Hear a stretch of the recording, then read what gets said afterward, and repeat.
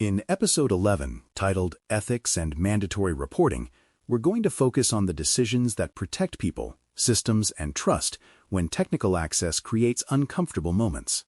Pen Test Plus scenarios are not only about what you can do, but about what you should do when the environment contains sensitive realities that were not the point of the test. Ethical behavior is not a soft topic in this context because it directly controls harm, reduces legal risk, and preserves the credibility of both the engagement and the professional performing it. The exam often frames these moments as short scenario pivots, where the best answer is the one that shows restraint, communication discipline, and respect for boundaries. By the end, you should have a clear internal playbook for what to do when something crosses from interesting into sensitive, and how to report in a way that is both responsible and defensible. Sensitive discoveries come in recognizable categories, and the exam expects you to treat them as boundary events rather than as opportunities for deeper exploration. Personal data is sensitive because it can create real harm if exposed, copied, or even casually viewed beyond what is necessary to prove a finding.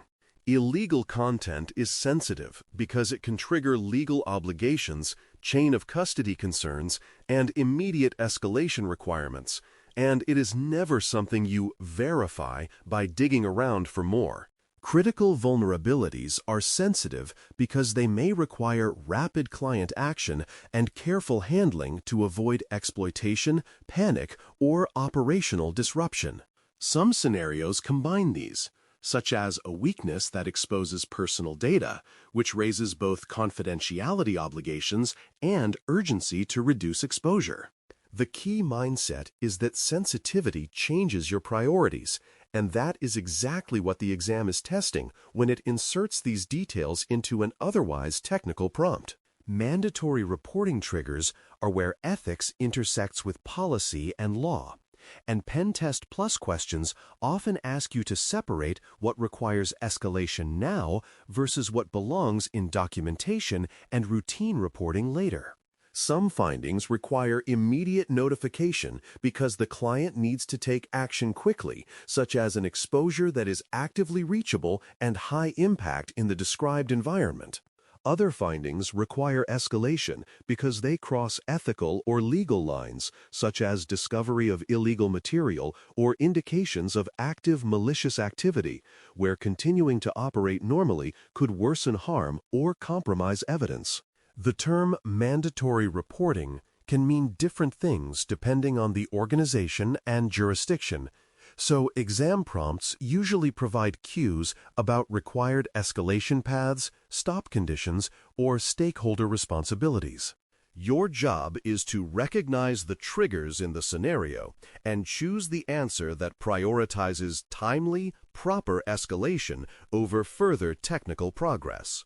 When a prompt makes urgency explicit, the best answer is rarely keep testing quietly and write it up later. Minimizing exposure is the ethical tactic that keeps sensitive situations from becoming worse, and it begins with collecting only necessary evidence in a safe, controlled way. Evidence should be sufficient to support a decision and later reporting, but it should not expand into broad collection that increases confidentiality risk. If the scenario involves personal data, the ethical approach is to avoid copying or browsing more than needed to confirm the issue, because unnecessary viewing and storage creates avoidable harm. If the scenario involves illegal content, the ethical approach is to avoid interacting with it beyond what is needed to recognize the condition, because further handling can create complications and risk.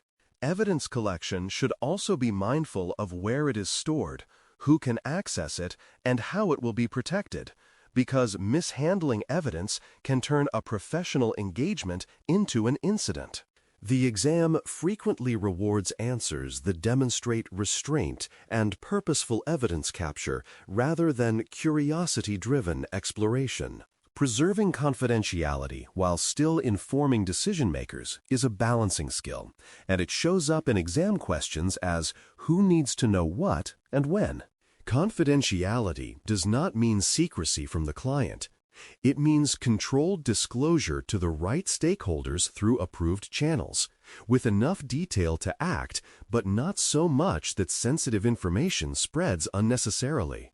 A disciplined approach uses the defined communication path, avoids informal sharing, and frames the message around risk and required decisions rather than sensational details. This is especially important when findings involve personal information, because even internal dissemination can become a secondary exposure if it is not handled carefully. It is also important when findings involve suspected criminal activity, because improper disclosure can compromise investigations or create legal complications. The professional pattern is clear communication, minimal necessary detail, and strict adherence to the agreed reporting and escalation framework.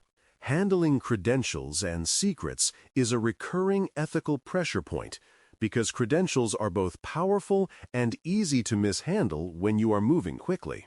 When you discover credentials or secrets, the ethical default is to avoid reuse beyond the minimum needed to validate the finding within scope and objective. Storing credentials should be done securely and with minimal access, because shared or casually stored credentials create new risks that did not exist before you touch them.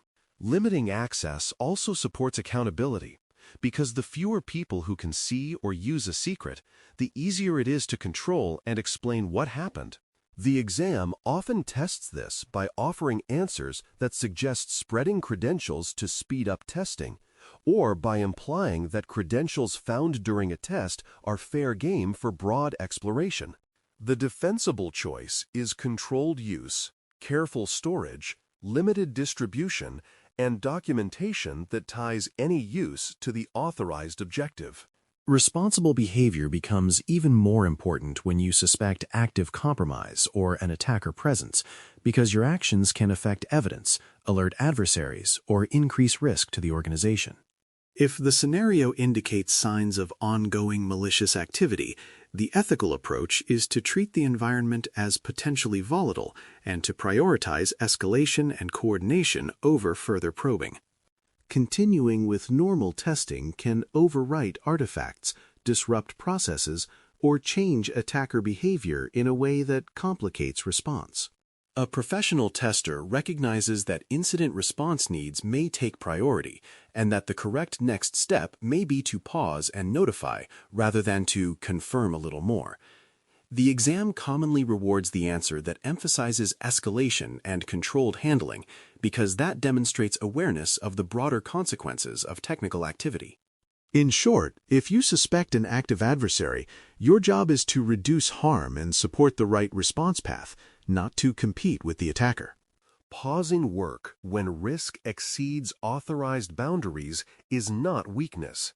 It is the ethical mechanism that prevents accidental harm when the scenario shifts. Boundaries can be exceeded by scope changes, by the discovery of unexpected sensitive data, by instability in systems, or by signs that continued testing could create operational disruption beyond what was permitted. In these moments, progress may be a pause and escalation because that keeps you inside authorization and allows stakeholders to decide how to proceed. The exam often frames this as a choice between continuing to gather more proof versus stopping to confirm permission and coordinate response, and the best answer tends to favor stopping when boundaries or safety are in doubt. A pause should be paired with documentation because you want a clear record of why you paused, what triggered the boundary event, and who was notified. This is how ethical behavior becomes defensible behavior, which is the underlying theme Pen Test Plus keeps returning to. Curiosity is a great trait in learning and a dangerous trait in the wrong moment during an engagement.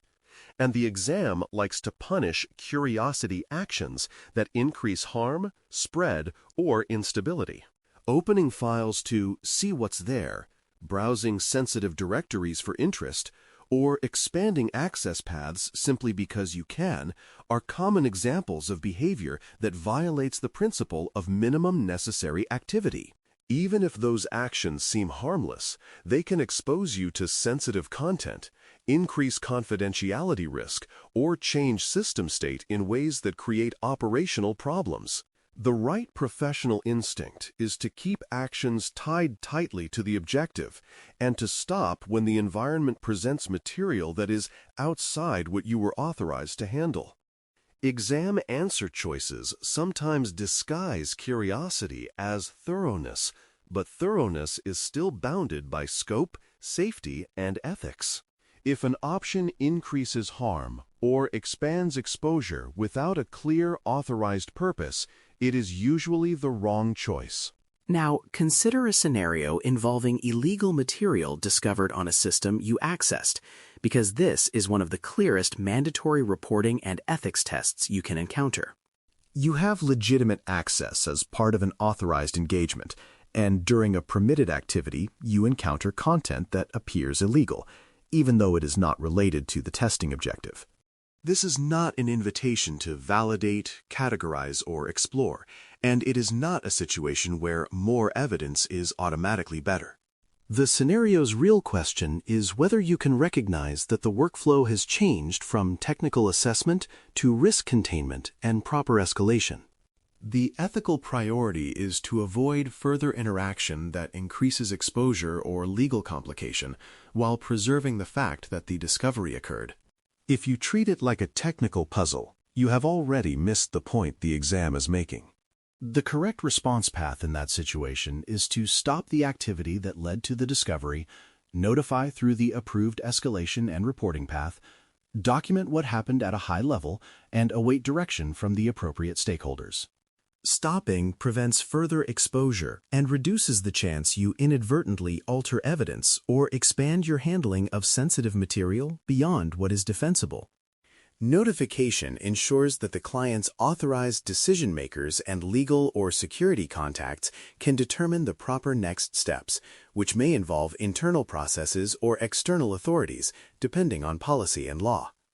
Documentation should be factual and minimal, capturing what triggered the discovery and the actions taken to pause and escalate without copying or spreading the material itself.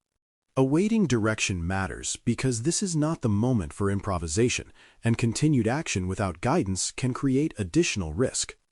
On exam questions, the best answer is the one that demonstrates immediate restraint, proper escalation, and disciplined documentation. A different scenario tests urgency in another direction. A critical exposure that requires immediate client action even if no illegal content is involved. Imagine you validate that a sensitive system is exposed in a way that could lead to rapid harm, and the prompt implies that the exposure is reachable and consequential in the current environment. The ethical requirement here is not only to document for later reporting, but to inform decision makers quickly enough that they can reduce risk while the window is still open. This is where mandatory reporting triggers can show up as a need for immediate escalation within the engagement's communication plan. The goal is to support responsible remediation actions, such as containment or protective changes, without making the situation worse through careless disclosure. In exam terms, the right answer typically prioritizes urgent notification through the agreed channel, coupled with controlled evidence and minimal disruption, rather than continuing to chase additional findings. In these situations, a short internal rule set helps you avoid paralysis and avoid bad impulses, and it can be remembered as 3 rules. Do no harm, stay authorized, report promptly. Do no harm means you avoid actions that expand exposure, cause instability, or increase risk simply to satisfy curiosity or to produce dramatic proof. Stay authorized means you operate within scope, rules of engagement, and permission boundaries, and you pause and escalate when the scenario exceeds what was defined. Report promptly means you communicate through the correct channels when the situation requires timely action, rather than waiting for a final report when time-sensitive risk is present. These rules do not remove the need for judgment, but they do guide judgment in the direction the exam expects: safety, professionalism, and defensibility. When answer choices compete, the option that best fits these three rules is often the correct one. The separation between escalation and documentation is also worth reinforcing, because Pen Test Plus items often test whether you know which is appropriate in the moment. Documentation is the act of preserving facts for reporting, traceability, and later decision-making, and it should occur throughout the engagement as a normal professional habit. Escalation is the act of notifying stakeholders through defined paths when a trigger occurs that changes risk, authority, or required response timing. In many sensitive scenarios, you do both, but the sequencing matters. You typically stop harmful activity, escalate appropriately, and document in a way that supports the escalation and preserves clarity. Confusing the two leads to common mistakes, such as assuming that a note in a report is sufficient when immediate notification is required. The exam rewards the candidate who recognizes that best next step can be communication and pause, not another technical action. In this episode, the essential message is that ethics and mandatory reporting are not add-ons to technical work. They are the framework that keeps technical capability from creating harm. Sensitive discoveries, such as personal data, illegal content, and critical exposures, require discipline in evidence handling, confidentiality, and escalation timing. The professional pattern is to minimize exposure, collect only what is necessary, protect confidentiality, and handle credentials and secrets with controlled use and limited access. When you suspect active compromise or any condition that exceeds authorized boundaries, pausing and escalating protects both the client and the integrity of the work. Rehearse the response using one scenario you can picture clearly. Identify the trigger, decide what to stop, decide who to notify, decide what to document, and then stop yourself from taking curiosity actions that would increase harm. When that mental rehearsal becomes automatic, you answer exam questions with the calm judgment that separates a capable tester from a risky one. Thanks for listening. For more audio courses, daily newsletters, and more, please visit DailyCyber.News.